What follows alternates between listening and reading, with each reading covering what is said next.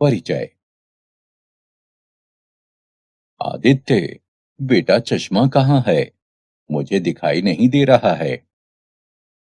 हाँ दादाजी, ये रहा आपका चश्मा।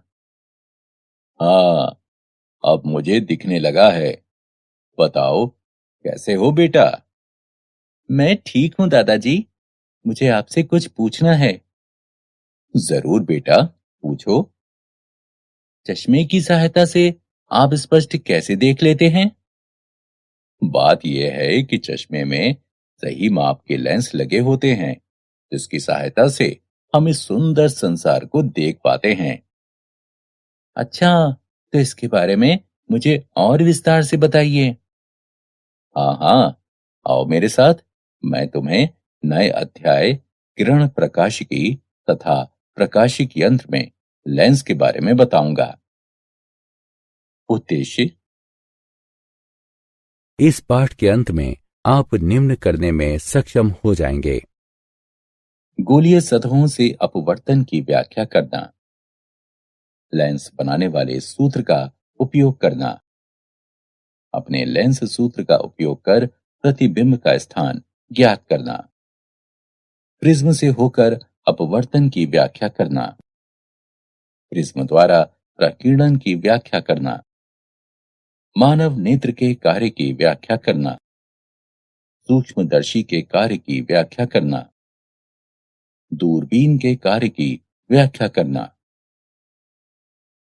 गोलीय सतहों तथा लेंस द्वारा अपवर्तन। गोलीय सतहों पर अपवर्तन।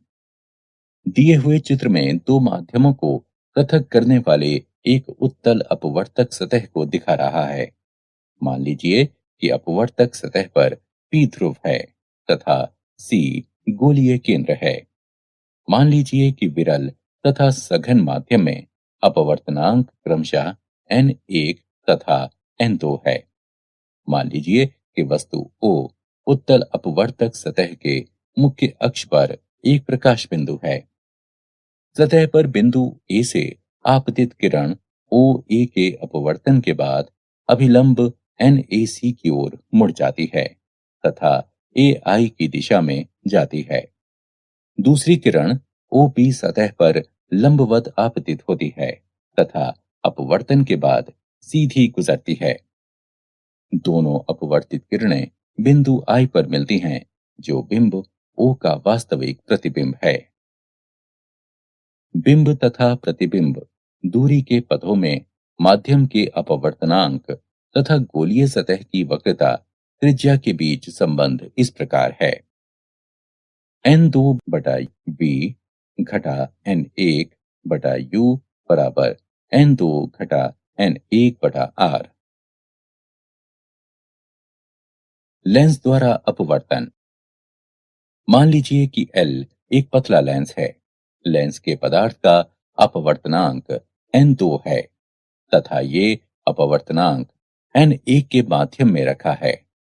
लेंस का प्रकाश केंद्र C है तथा मुख्य अक्ष x डैश x है। लेंस की सतह की वक्रता त्रिज्या r1 तथा r2 है तथा उनके ध्रुव P1 तथा P2 हैं। लेंस की मोटाई t है, जो बहुत कम है। बिंदु O लेंस के मुख्य अक्ष पर वस्तु बिंदु है। ध्रुव P1 से O की दूरी u है। पहले अपवर्तक सतह O का प्रतिबिंब I डैश पर बनता है, जो P1 से दूरी V डैश पर है। प्रतिबिंब I डैश दूसरी सतह के लिए आभासी वस्तु का कार्य करता है तथा दूसरी सतह से अपवर्तन के बाद अंतिम प्रतिबिंब I पर बनता है। पतले लेंस के लिए अपवर्तनांक का सूत्र है। यह सूत्र लेंस बनाने वाला सूत्र कहलाता है। यह सूत्र अवतल लेंस के लिए भी लागू होता है। यदि प्रथम माध्यम वायु है तथा लेंस के पदार्थ का अपवर्तनांक n हो, तो n2 बटे n1 बराबर n तथा हम निम्न जानते हैं। अतः लेंस बनाने वाला सूत्र इस प्रकार लिखा जा सकता है। ये पतला लेंस सूत्र कहलाता है। प्रकाश के वास्तविक स्रोत की ओर के बिंदु को प्रथम फोकल बिंदु, जबकि दूसरी बिंदु को द्वितीय फोकल बिंदु कहते हैं। लेंस के आवर्धन m को प्रतिबिंब के आकार तथा वस्तु के आकार के अनुपात के रूप में परिभाषित करते हैं। m बराबर h डैश बटे h बराबर v बटे u। उदाहरण 6 सेंटीमीटर ऊंची एक वस्तु को अवतल लेंस के सामने 30 सेंटीमीटर की दूरी पर रखा जाता है, जिसकी फोकस दूरी 15 सेंटीमीटर है। प्रतिबिंब का स्थान ज्ञात कीजिए। हल दिया है u बराबर 30 सेंटीमीटर, f बराबर घटा 15 सेंटीमीटर। अतः लेंस सूत्र से 1 बटा f बराबर 1 बटा v घटा 1 बटा u, जो कि प्राप्त होता है 1 बटा v बराबर 1 बटा f जमा 1 बटा u से, बराबर 1 बटा घटा 15 जमा 1 बटा घटा 30 बराबर घटा 1 बटा 15 घटा 1 बटा 30 बराबर घटा 3 बटा 30, अथवा v बराबर घटा 30 बटा 3 बराबर घटा 10 सेंटीमीटर। अर्थात प्रतिबिंब वस्तु की ओर लेंस से 10 सेंटीमीटर की दूरी पर बनेगा। लेंस की क्षमता। किसी लेंस की क्षमता की माप किरण को मुख्य अक्ष की ओर मोड़ने की इसकी क्षमता से की जाती है। लेंस L2 की फोकस दूरी लेंस L1 से कम है, अतः लेंस L2 किरणों को L1 से ज्यादा मोड़ता है। इस प्रकार लेंस की L2 क्षमता लेंस L1 की क्षमता से अधिक है। स्पष्टता P 1/f के अनुक्रमणुपात में है। अंतरराष्ट्रीय पद्धति में फोकस दूरी की इकाई मीटर है तथा लेंस की क्षमता डायऑप्टर में है, अतः P 1/f के बराबर है। स्पष्टता 1 मीटर फोकस दूरी वाले किसी लेंस की क्षमता 1 डायऑप्टर है। संपर्क में रखे पतले लेंसों का संयोजन। मान लीजिए दो पतले उत्तल लेंस L1 तथा L2 को एक दूसरे के संपर्क में इस प्रकार रखा गया है कि उनके अक्ष समान हैं। लेंसों की फोकस दूरियां f1 तथा f2 हैं तथा लेंस के दोनों तरफ माध्यम समान हैं। प्रथम लेंस L1 से u दूरी पर एक वस्तु O स्थित है। लेंस L1 किरणों को I डैश की ओर मोड़ती है, अर्थात I डैश प्रथम लेंस L1 द्वारा बनाया गया प्रतिबिंब है। यदि लेंस L1 से प्रतिबिंब I की दूरी v है, तो लेंस L1 के लिए 1/v डैश घटा 1/u बराबर 1/f1। इसे समीकरण 1 नाम दीजिए। लेंस L2 के लिए 1/v घटा 1/v डैश बराबर 1/f2। इसे समीकरण 2 नाम दीजिए। समीकरण 1 तथा 2 को जोड़िए। इसका मान 1/v घटा 1/u बराबर 1/f होगा, जहां 1/f बराबर 1/f1 जमा 1/f2।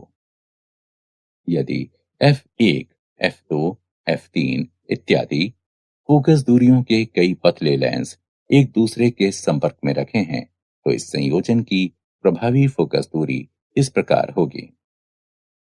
1/f बराबर 1/f1 जमा 1/f2 जमा 1/f3 इत्यादि। क्षमता के पदों में इसे इस प्रकार भी लिखा जा सकता है। P बराबर P1 जमा P2 जमा P3 इत्यादि। संयोजन का कुल आवर्धन M लेंसों के अलग अलग आवर्धनों M1, M2, M3 इत्यादि के गुणनफल के बराबर होंगे। M बराबर M1 गुणा M2 गुणा M3 इत्यादि। प्रिज्म से होकर अपवर्तन। प्रिज्म 3 ऊर्ध्वाधर समतल से घिरे समांगी एवं पारदर्शी माध्यम है। इनकी दो फलकें प्रायः पॉलिश की हुई होती हैं, जो अपवर्तित फलकें कहलाती हैं, तथा उनके बीच का कोण प्रिज्म कोण अथवा अपवर्तनांक कोण कहलाता है। तीसरा फलक, जो आधार कहलाता है, प्रायः नीचे होता है, जहां से प्रकाश का संचरण नहीं होता है। चलिए किसी कांच प्रिज्म एबीसी से होकर एक वर्णक प्रकाश किरण पीक्यू के पथ पर विचार करते हैं। एबी फलक पर जब किरण कांच में आपतन कोण आई से प्रवेश करती है, तो ये क्यू पर अपवर्तन कोण R1 से अभिलंब की ओर मुड़ जाती है तथा फलक AC से R पर टकराती है। फलक AC पर आपतन कोण R2 है तथा किरण अविलंब से R पर कोण E बनाते हुए वायु में निकलती है। निर्गत किरण RS तथा आपतित किरण PQ की दिशा में अंतर को विचलन कोण डेल्टा कहते हैं। विचलन कोण डेल्टा का मान ज्ञात किया जा सकता है। डेल्टा बराबर I जमा E घटा A। किसी दिए हुए प्रिज्म के लिए A अचर है। विचलन कोण डेल्टा आपतित कोण पर निर्भर करता है। जब आपतन कोण बहुत छोटे कोण से बढ़ता है, विचलन कोण पहले घटता है, जो न्यूनतम हो जाता है तथा बाद में बढ़ता है। न्यूनतम विचलन I बराबर E के लिए R1 बराबर R2 प्राप्त होता है। डेल्टा न्यूनतम बराबर 2I घटा A, प्रिज्म के पदार्थ का अपवर्तनांक। n बराबर साइन A जमा डेल्टा न्यूनतम बटे 2 बटा 2 को साइन A बटे 2 से विभाजित करने पर प्राप्त होता है।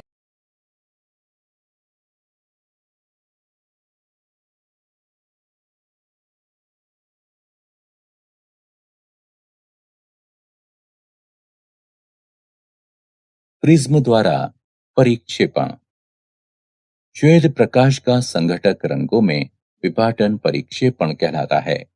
रंगों के घटक क्रम में इस प्रकार प्राप्त होते हैं: बैगनी, नीला, आसमानी, हरा, पीला, नारंगी और लाल।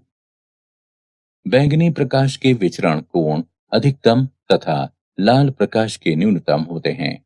अतः जब श्वेत प्रकाश प्रिज्म में प्रवेश करता है, तो भिन्न रंगों की किरणें भिन्न दिशाओं में अपवर्तित होती हैं तथा इसलिए भिन्न भिन्न दिशाओं से आती हुई प्रतीत होती हैं। श्वेत प्रकाश के परिक्षेपण पर न्यूटन के क्लासिक प्रयोग। सर आइजक न्यूटन द्वारा किया गया प्रयोग। उन्होंने दूसरे प्रिज्म P2 को एक अन्य प्रिज्म P1 के सामने उल्टा करके इस प्रकार रखा कि पहले प्रिज्म P1 से निर्गत किरण प्रिज्म P2 पर पड़े, तो प्रिज्म P2 से निर्गत किरण श्वेत प्रकाश होगी। सूर्य प्रकाश के कारण होने वाली कुछ प्राकृतिक घटनाएं। इंद्रधनुष। ये पृथ्वी के वायुमंडल में उपस्थित जल की बूंदों द्वारा प्रकाश के परिक्षेपण का एक उदाहरण है। ये घटना जल की गोलीय बूंदों द्वारा अपवर्तन तथा आंतरिक परावर्तन के संयुक्त प्रभाव के कारण होती है। प्राथमिक इंद्रधनुष। जब सूर्य का प्रकाश जल की बूंदों पर पड़ता है, तो भिन्न भिन्न किरणें भिन्न भिन्न विचलन कोण बनाती हैं। जब किसी किरण का दो अपवर्तन तथा एक आंतरिक परावर्तन होता है, तो प्राथमिक इंद्रधनुष बनता है। लाल किरण की तीव्रता अधिकतम 42 डिग्री तथा जामुनी किरण की तीव्रता 40 डिग्री होती है।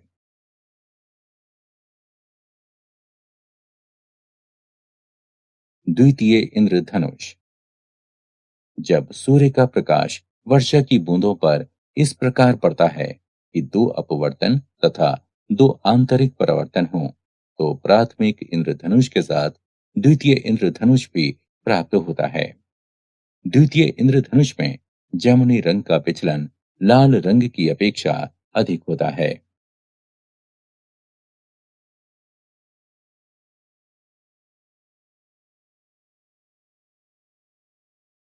प्रकाश का प्रकीर्णन।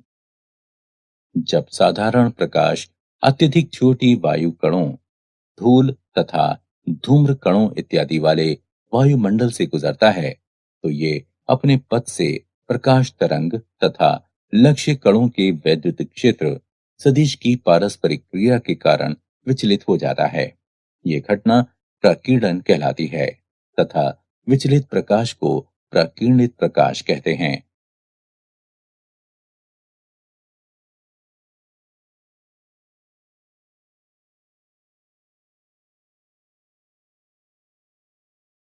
प्रकीर्णन का रेले नियम।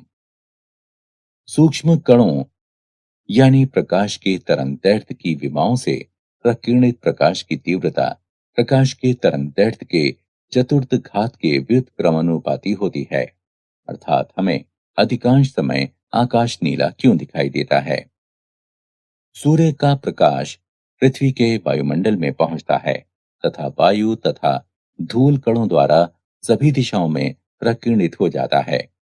नीला प्रकाश पृथ्वी के वायुमंडल में छोटे अणुओं द्वारा सभी दिशाओं में प्रकीर्णित होता है। नीले रंग के प्रकाश में अन्य रंगों की अपेक्षा अधिक प्रकीर्णन होता है क्योंकि इसकी तरंगदैर्घ्य छोटी होती है जो कम दूरी तय करती है। यही कारण है कि हमें अधिकांश समय आकाश नीला दिखाई देता है। सूर्योदय तथा सूर्यास्त के समय हमें सूर्य रक्ताभ क्यों दिखाई पड़ता है? जब सूर्य आकाश में नीचे होता है तो इसके प्रकाश को हम लोगों तक पहुंचने के लिए अधिकतम वायुमंडल से होकर गुजरना पड़ता है। यहाँ तक कि नीले प्रकाश का अधिकांश भाग प्रकीर्णित हो जाता है। सिर्फ लाल रंगों का प्रकाश ही सीधे हमारी आंखों तक पहुंच पाता है।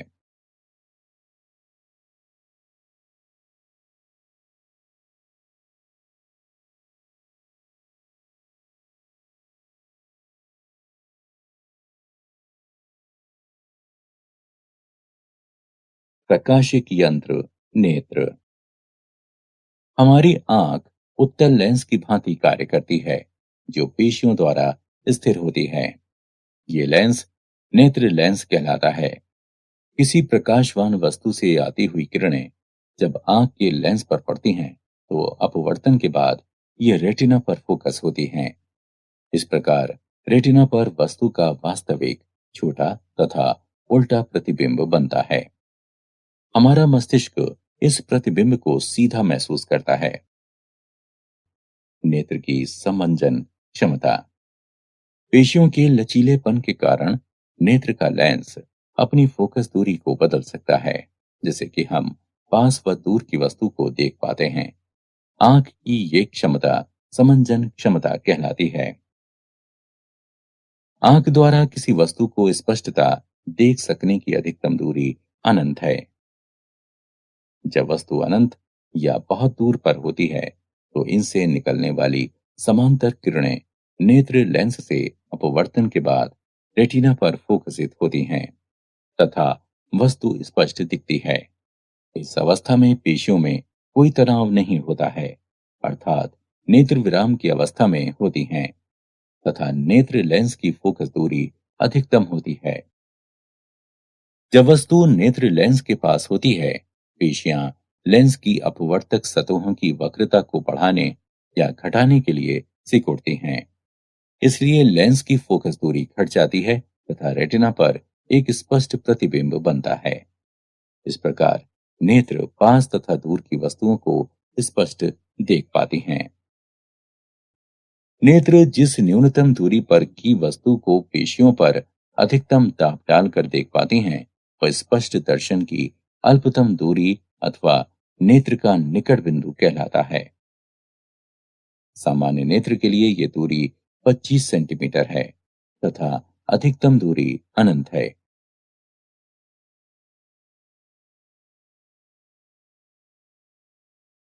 प्रकाशिक यंत्र, नेत्र। पुतली। पुतली का कार्य नेत्र में प्रवेश करने वाले प्रकाश की मात्रा को नियंत्रित करना है। जब प्रकाश अधिक होता है तो पुतली स्वभावतः सिकुड़ जाती है तथा जब प्रकाश मंद होता है तो पुतली अपने आप विस्तारित हो जाती है। यह प्रक्रिया अनुकूलन कहलाती है।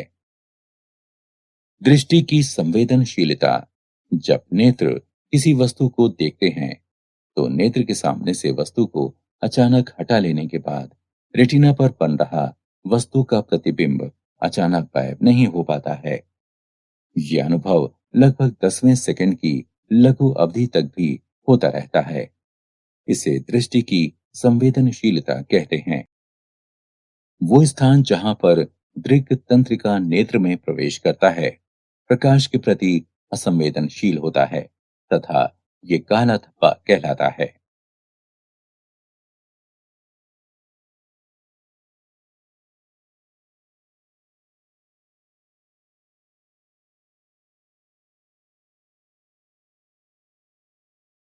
नेत्र दोष। निकट दृष्टि अथवा मोयोपिया। मायोपिया नेत्र का एक ऐसा दोष है जिसमें व्यक्ति केवल पास की वस्तु को देख पाता है किंतु दूर की वस्तु को स्पष्टता नहीं देख पाता है। इस दोष का कारण है नेत्र लेंस की फोकस दूरी का कम होना, नेत्र की गोलाई का फैलना। उपचार। इसे दूर करने के लिए उपयुक्त फोकस दूरी का अवतल लेंस प्रयोग किया जाता है। दूर दृष्टि अथवा हाइपरमेट्रोपिया। हाइपरमेट्रोपिया नेत्र का ऐसा दोष है जिसमें व्यक्ति केवल दूर की वस्तुओं को देख पाता है किंतु पास की वस्तुओं को स्पष्टता नहीं देख पाता है। इस दोष का कारण है नेत्र लेंस की फोकस दूरी का बढ़ना, नेत्र की गोलाई का सिकुड़ना। उपचार। इस दोष को दूर करने के लिए उचित फोकस दूरी के उत्तल लेंस का प्रयोग किया जाता है।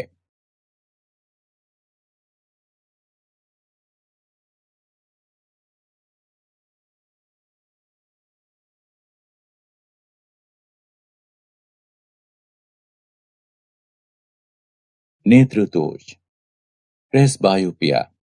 बढ़ती उम्र में नेत्र लेंस फोकस दूरी को बदलने की अपनी क्षमता खो देती हैं।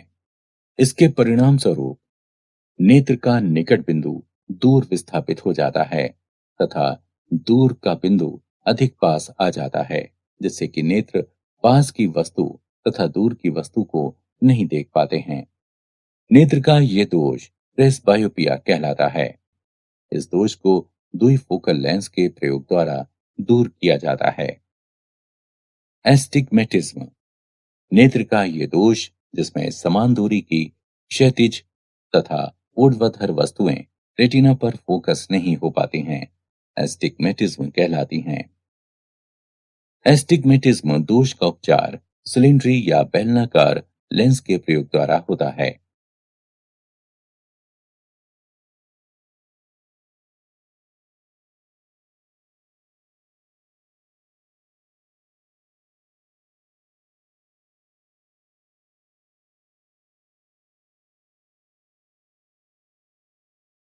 सूक्ष्मदर्शी। सूक्ष्मदर्शी निकट की बहुत सूक्ष्म वस्तु को देखने का एक प्रक्रम है। किसी सरल सूक्ष्मदर्शी में छोटे फोकस दूरी का एक उत्तल लेंस होता है। सरल सूक्ष्मदर्शी का सिद्धांत है कि यदि किसी वस्तु को लेंस तथा इसके मुख्य फोकस के बीच रखा जाए तो लेंस द्वारा निर्मित प्रतिबिंब सीधा तथा आवर्धित होता है। किसी सूक्ष्मदर्शी की आवर्धन क्षमता m बराबर d गुणा 1/f घटा 1/v जब अंतिम प्रतिबिंब दर्शन की अल्पतम दूरी पर होता है अर्थात v बराबर d तो m बराबर 1 - d/f। जब अंतिम प्रतिबिंब अनंत पर निर्मित होता है तो v बराबर अनंत, m बराबर d गुणा 1/f 1/अनंत बराबर d/f। संयुक्त सूक्ष्मदर्शी। इसमें लंबी बेलनाकार नली होती है जिसके एक सिरे पर छोटे छिद्र वाले तथा छोटे फोकस दूरी वाले एक उत्तल लेंस होते हैं। ये अभिदृश्यक लेंस ओ कहलाता है।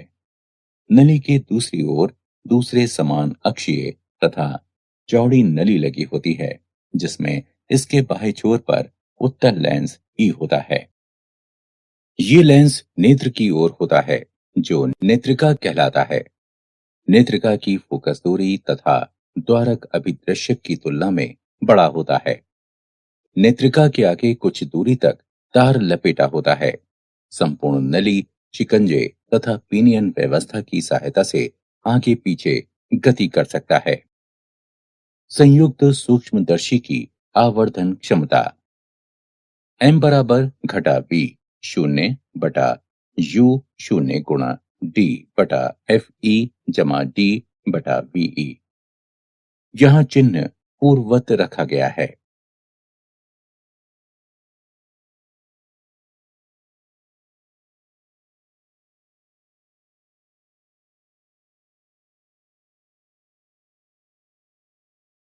दूरबीन। खगोलीय अपवर्तक दूरबीन में एक अभिदृश्यक लेंस तथा एक नेत्रिका होती है। यद्यपि दोनों यंत्रों में अंतर ये होता है कि दूरबीन के अभिदृश्यक की बड़ी फोकस दूरी तथा बड़ा द्वारक होता है। दूर स्थित वस्तु से प्रकाश अभिदृश्यक में प्रवेश करता है तथा इसका वास्तविक प्रतिबिंब नली के अंदर बनता है। नेत्रिका, जिसका प्रयोग एक सरल आवर्धक के रूप में होता है, अंतिम प्रतिबिंब को उल्टा करके दिखाता है। जब अंतिम प्रतिबिंब अनंत पर बनता है, अभिदृश्यक लेंस दूर से आती हुई वस्तु की समांतर किरणों को प्राप्त करता है। इस प्रकार एक प्रतिबिंब आई मुख्य फोकस f शून्य पर बनता है, क्योंकि अंतिम प्रतिबिंब अनंत पर है। अतः आई को नेत्रक के मुख्य फोकस एफ ई पर होना आवश्यक है। इस प्रकार एफ ई तथा एफ शून्य समान स्थल पर हैं। सामान्य समंजन में किसी दूरबीन की आवर्धन क्षमता प्रतिबिंब द्वारा नेत्र पर निर्मित कोण तथा सीधे वस्तु द्वारा बनाए गए कोण के अनुपात में होती है, जबकि बिंब तथा प्रतिबिंब दोनों ही अनंत पर होते हैं। कोणीय आवर्धन m बराबर घटा f शून्य बटा f e होता है, जहां f शून्य वस्तु की फोकस दूरी है एवं f e नेत्रक की फोकस दूरी है। क्या आप जानते हैं, न्यूटन ने प्रदर्शित किया कि कोई प्रिज्म श्वेत प्रकाश को रंगों के पट्टियों यानी स्पेक्ट्रम में विघटित कर सकता है। हब्बल आकाशीय दूरबीन की सहायता से सबसे दूर की गैलेक्सी का पता लगाया गया है।